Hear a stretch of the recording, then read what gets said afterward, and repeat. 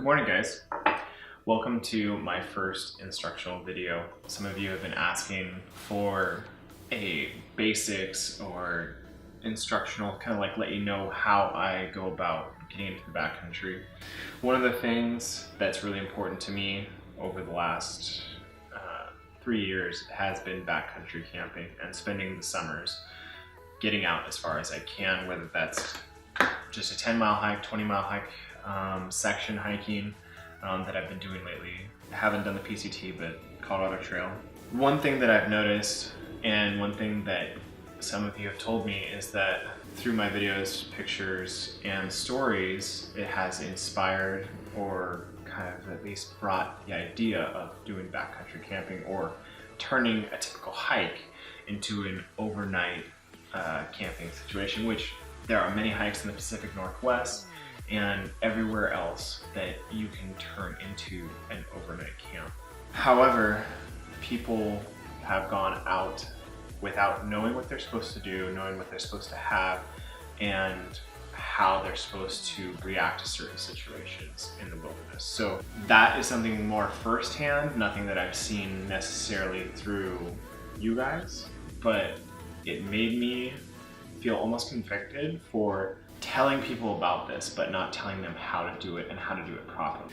So today, I'm starting my first of many kind of instructional tip videos, and I hope that you're excited for this one. Today, we are going over the 10 essentials. You can find all this information online. I'm just actually going to go through a list that REI has on their website. You can find it just by looking up 10 essentials REI, such. I will link it in the comments below for you to check out. So the very first thing, and often overlooked, is number one, navigation.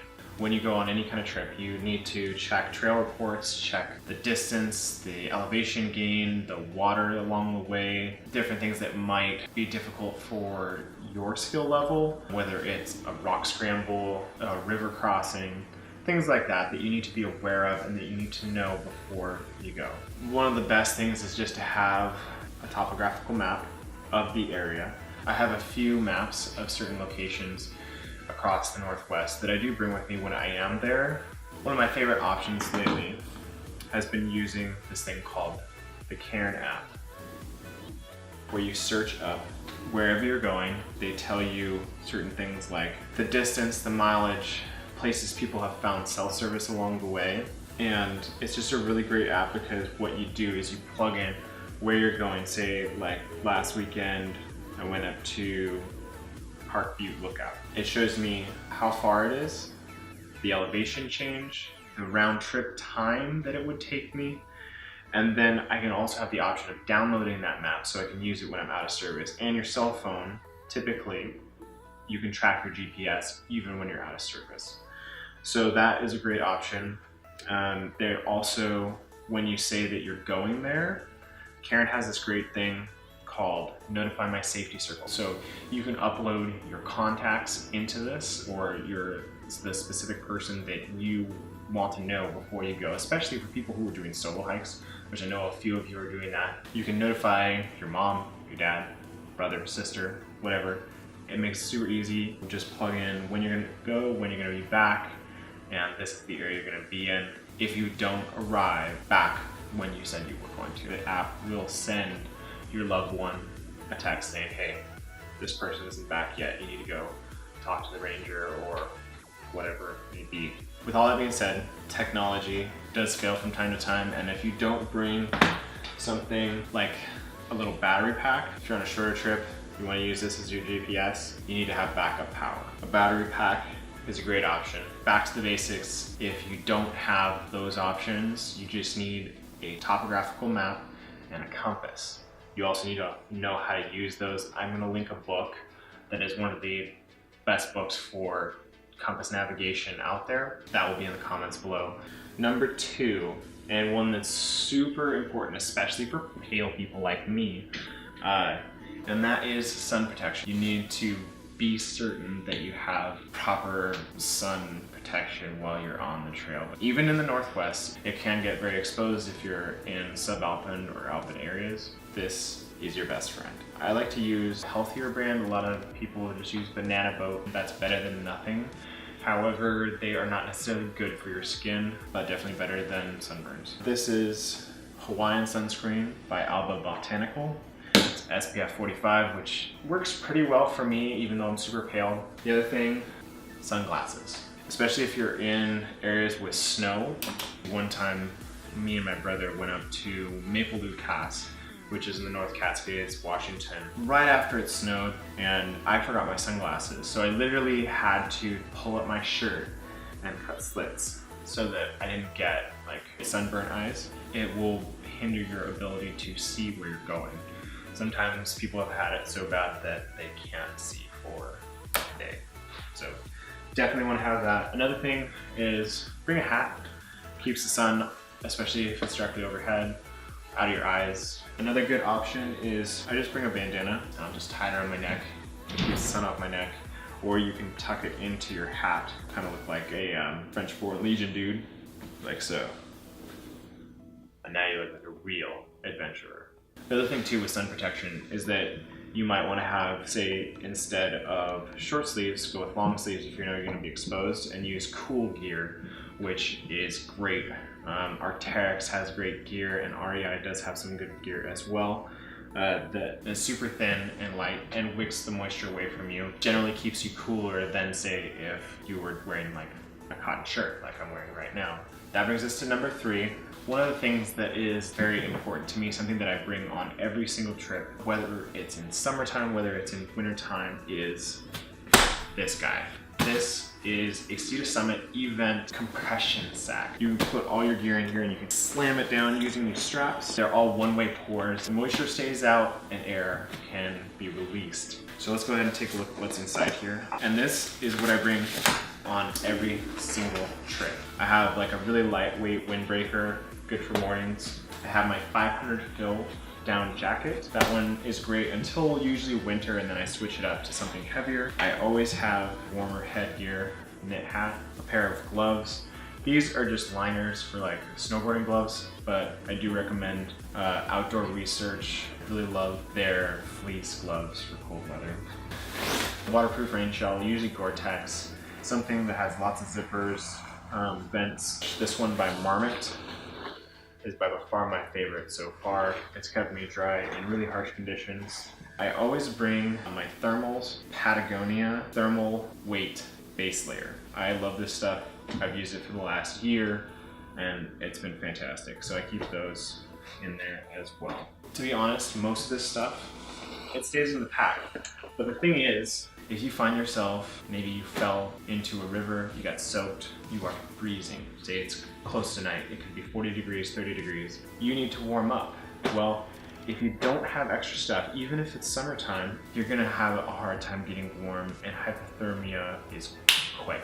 That brings us to number 4, and that's Illumination. A lot of hikes, day trips, whatever, you might end up there late at night, and you gotta get back down, or say you're camping, you gotta have, unless you're going to bed right at dusk. And even then, you still need to have light, because emergencies do happen. I have a black diamond headlamp. Really love this headlamp. The only thing that I always tell people, they do have a lock. If you press and hold the power button, it will lock it. But my favorite way to go about this is simply take the batteries, rotate one to where it's not connecting, and voila, it can't turn on. And this is especially important because these things do tend to bounce around in your bag. This button's easily pressed before you know it, and it's dead, and you need it. Not a good situation to be in. The other thing that I always bring with me is just a black diamond lantern. These two go with me on every single trip, no matter what. Along with extra AAA batteries, that's really important. Okay, so number 5 on the list is gonna be first aid. Most times, you're gonna be just fine. It's that one time that you do that you gotta have this. If you are doing things properly, carefully, pre-planning, making sure you know before you go, you shouldn't have to use this. But there was one time last winter that one of my friends, as you saw in my last vlog, Scott, slipped, fell, compound fracture on his elbow, bone was sticking out of his skin. All I had was a little day hiker kit, but I was able to use that to patch him up and keep him from bleeding all over the place. Accidents do happen, you need to be prepared. It's also a good idea to have an even more capable first aid kit in your car. This is enough to patch you up, get you down, but it's always good to have a very well-equipped first aid kit in your car waiting for you at the trailhead. Number 6 is fire. One of the things that you need to be aware of is that lighters don't always work so well. I recommend a flint. That is one of the best ways to get a spark. This, waterproof matches in a waterproof case. I've never had to use them, but they're good to have. Right now there is a burn ban in Washington and BC, so you can't really start a fire in an emergency situation where you need to warm up. There can be small exceptions, but you are never supposed to start a fire for recreational use unless the area allows it. That's another thing that you need to check out before you go into any place. Anywhere in Washington right now, it's a burn ban, so don't even think about it. But if you're in an area like I was kind of amazed at Colorado last week, just because they've had such a wet August, they do allow campfires in the backcountry. That is nice. It's a great way to keep the mosquitoes away if you can do it. Another thing I've made are these like little homemade fire starters. These are waterproof and they'll burn for 15 minutes. I can definitely do a video on those if you guys would like to see how those are made. The next thing is number 7, and that is repair kit and tools. The ones that REI recommends is you have, either a knife or a multi-tool. I would suggest a multi-tool, but I just bring a regular knife. It's good for anything from cooking to cutting rope, tape. The other thing is just this little kit that you can find at REI, which if you use a self-inflating or inflatable sleeping pad, they are not perfect. You can poke a hole in it pretty easily. It's definitely good to bring a repair kit. I've never personally had to use it. However, I have saved a couple friends by using that. The other thing too that is a good option, so I have duct tape wrapped like 4 or 5 times around this water bottle. You can do that around your trekking poles, and you can take this off at any time, say to tape up a tent pole that broke. It can really save your butt. Number 8 is nutrition, or more specifically, extra food. Anytime you're on a trip, you always want to plan for 1 extra day. It's never good to be lost or find yourself in a situation out in the backcountry with less than enough food. I always bring an extra meal, or that could be like just your typical freeze-dried meal, or maybe you are more gourmet, whatever suits you, but extra food could also be snack bars. So if you have like enough snack bars to last an extra day, if that's all your nutrition, then that's great. But you need to have a certain amount of food, however long your trip is, and then add plus 1 day, just in case. Number 9 is hydration. The mountaineers recommend carrying at least 1 water bottle. I always bring this. This is an ultralight Nalgene, 32 ounces.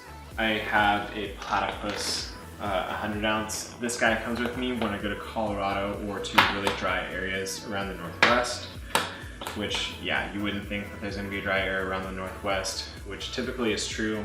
Usually I would just normally bring this if I know I'm in an area that has a lot of water.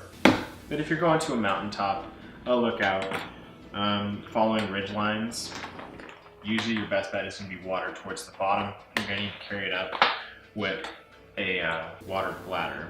That's another thing of know before you go. You gotta check the map and make sure that you're gonna have water along the way, or check trail reports, recent ones, that say that maybe there's a tarn or a rivulet or something like that along the way that you can get water from. Water treatment. If I'm high enough and the water is moving, waterfall, creek, or whatever, coming down the side of a mountain, it's all snow melt, it's so high up that typically you don't need to worry about it. However, that's just saying for the places that I know in the Northwest. I don't know where you are. The common advice is that you need to treat your water every single time before you drink it. That's just protected from things like giardia. I've never had it myself, but I've heard it's not fun. So a water filter, I have the Hiker Pro, really love it. But another option is like Aquamira water treatment drops, which is chlorine dioxide. You just put these 2 drops chemical mixture into your water. It takes about 30 minutes for it to kill all bacteria in your water. So that's another good one, especially for people who want to do ultralight stuff. This can be heavy. I don't like bringing it. If I know I'm going to be in an area with clean water, typically don't like to bring this guy. Number 10 is probably one of the most important, also could be overlooked, especially in summertime. I noticed a lot of people, and I actually ran into some people on one of my latest trips, that they just brought a hammock and it was freezing, and it was in a good situation for them. You can totally camp in hammock, that's fine, as long as you have a proper amount of shelter or waterproof gear to keep you dry and safe in the case of a storm. But number 10 is emergency shelter. Emergency shelter can be like a tent or a tarp, a bivvy, something to keep the water off of you and to keep you dry in the case of a storm, or to shelter you from, say, bugs, which bugs can get pretty gnarly out in the Alpine Lakes wilderness or anywhere in the Cascades between Oregon and Washington. Or like, say, like the emergency space blankets, like those foil things that you just unwrap and then they look like you're wrapping yourself in tin foil. You can use those too if you're really going for ultralight lightweight and you don't want to pick, and you don't want to bring a tent, you don't want to bring a hammock or anything like that. That is a good option as well. And that's about it for the 10 essentials. My last tip as far as the 10 essentials go is that no matter whether you have these things or not, the biggest and most important thing is what's between your ears. Because even if you have all this stuff, if you don't know how to use it and you're not smart about what you're doing, you don't do the proper preparation, you don't do the proper research, and you don't know what you're doing, none of this stuff's gonna help you. Be smart, be prepared. That's about it. I hope you enjoyed this one. Just remember that it's all about having fun. It's all about reconnecting with wilderness and nature and having that peace that only comes from being out there. If this was informative, give it a thumbs up. And if you have any questions about the gear that I use, or if you'd like to know more, or maybe another video on something else more specific, give me a comment below. I will also link the REI Top 10 Essentials in the description, as well as some of the gear. So thanks so much for joining me on this one. I look forward to seeing you again soon.